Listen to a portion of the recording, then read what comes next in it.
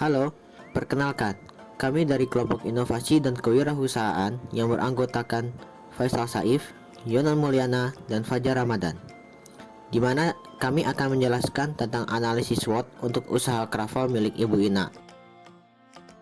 3 tahun terakhir, tepatnya sejak pandemi dimulai, keberlangsungan bisnis menjadi salah satu hal yang menjadi titik fokus perhatian. Setiap perusahaan mulai membuat strategi baru untuk mengatasi keadaan yang cenderung tidak menguntungkan. Nah, untuk memulai langkah tersebut, diawali dengan melakukan analisis SWOT. Melakukan analisis SWOT adalah cara yang tepat untuk mengevaluasi perusahaan atau proyek yang dijalankan, mana yang sudah sesuai dan mana yang belum sesuai. Dengan begitu, Anda dapat melihat celah atau bagian mana yang perlu ditingkatkan. Tapi, apa sih sebenarnya analisis SWOT itu? Bagaimana cara melakukannya? Apa saja contohnya? Simak penjelasan berikutnya. Analisis SWOT adalah tools atau kerangka kerja yang sederhana, namun berguna untuk menganalisis 4 aspek penting dalam perusahaan, yaitu strength, weakness, opportunities, dan threat. Alat ini akan membantu Anda untuk memaksimalkan apa yang sedang dikerjakan, mengatasi kekurangan, meminimalkan risiko, dan mengambil keuntungan sebesar mungkin dari peluang yang ada. Analisis SWOT usaha, secara khusus analisis SWOT biasa yang dilakukan untuk mengevaluasi kinerja organisasi seperti bisnis atau badan usaha. Oleh karenanya, ia banyak juga disebut sebagai analisis SWOT usaha. Analisis SWOT usaha penting untuk dilakukan agar dapat meningkatkan performa penjualan, kapasitas sumber daya manusia, juga skala bisnis secara keseluruhan. Walau banyak dilakukan dalam lingkup organisasi, tidak menutup kemungkinan analisis SWOT dilakukan untuk lingkup yang lebih kecil, contohnya untuk diri sendiri. Hal ini penting untuk dilakukan oleh para remaja ataupun anak muda agar bisa terus memperbaiki dirinya di masa yang akan datang. Tidak menutup kemungkinan dia juga dapat menemukan kekuatan dan kelemahan pada diri sendiri yang sebenarnya. Manfaat analisis SWOT.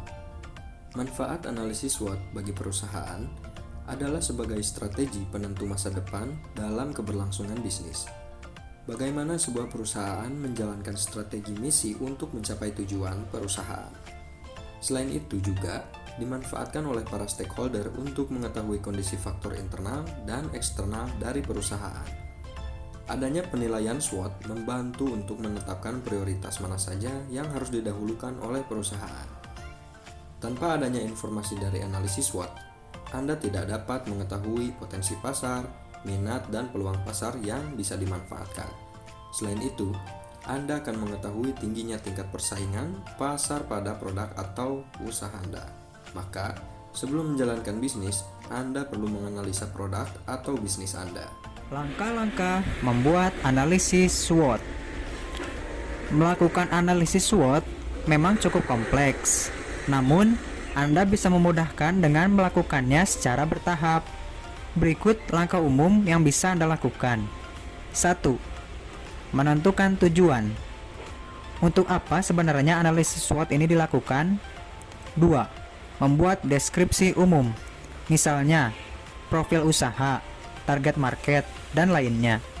3. Buat matriks SWOT. Bagi keempat elemen SWOT dalam kertas atau bisa dengan membuat template. 4. Brainstorming dan tentukan 4 elemen SWOT.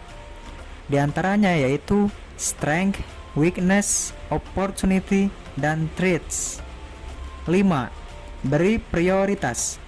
Dari hasil analisa yang telah didapatkan, beri prioritas mana dulu yang harus diperbaiki. 6. Buat strategi dan jalankan rencana. Matriks SWOT. Sebelum lanjut ke cara melakukan analisa, alangkah baiknya untuk tahu lebih dalam mengenai matriks analisis SWOT dan aspek di dalamnya. Seperti yang telah disebutkan sebelumnya, matriks SWOT bertujuan untuk memudahkan dalam menggolongkan dan menjelaskan apa saja hal yang termasuk dalam matriks tersebut. Anda bisa memulainya dengan merumuskan strategi secara informal maupun formal bersama tim.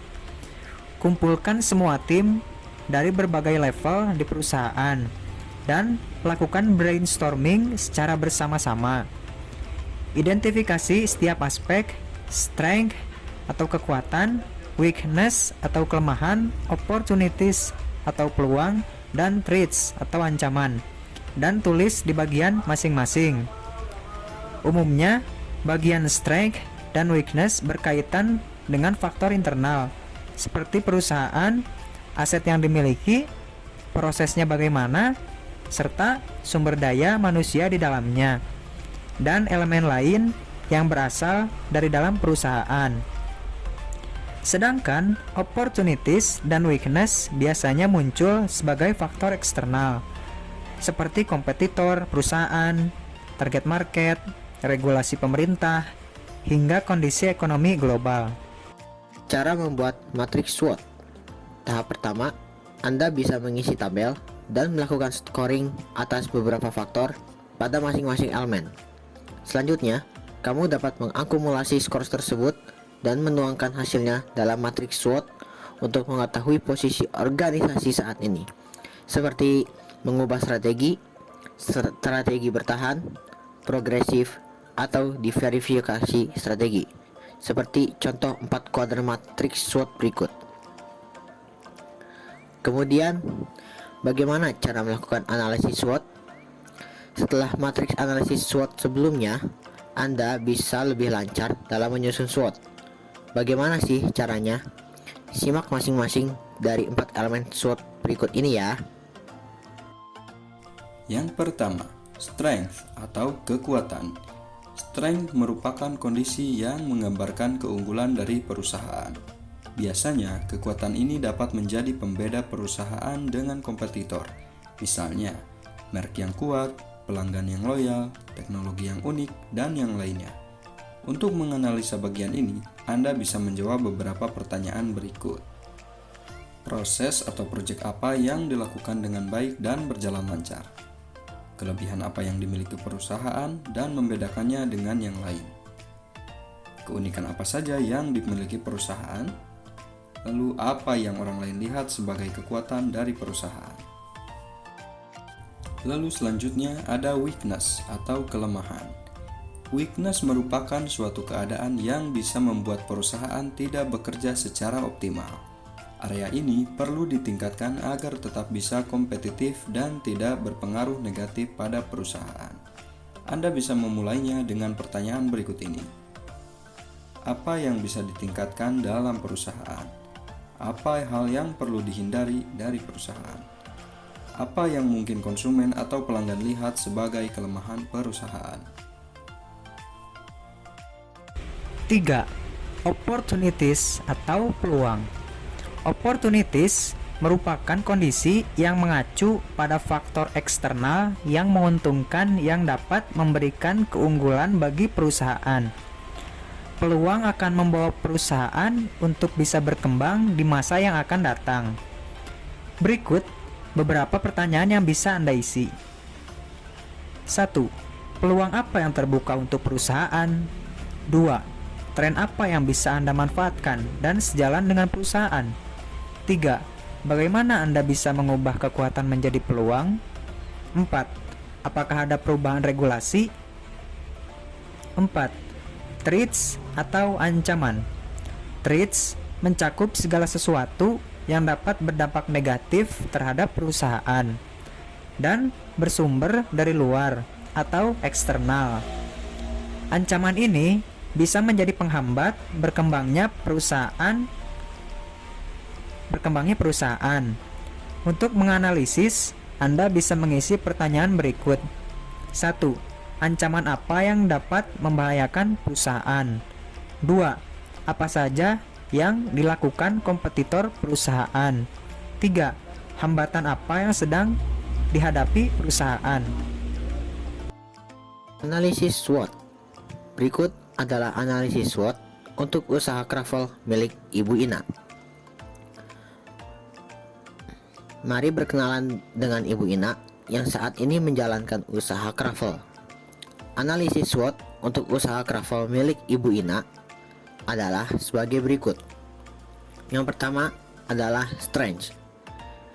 Bahan baku relatif mudah didapat. Rasa unik masih tergolong jarang ditemukan. Yang kedua ada weakness.